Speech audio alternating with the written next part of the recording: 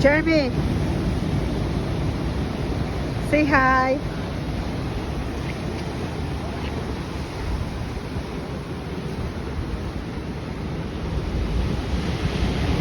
Oh, super huge. Okay, look at that, guys. This is Kudapia Australia. There is a rock pool there. And there are plenty of people are also swimming here in the rock pool. And the waves there is so huge, super huge. Just pop and see Maroubra Beach. Look. I still have 2%. And this is my friend Tracy.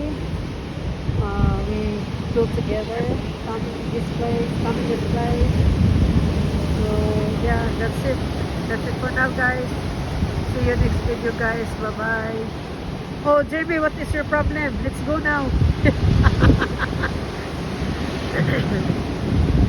What happened to you?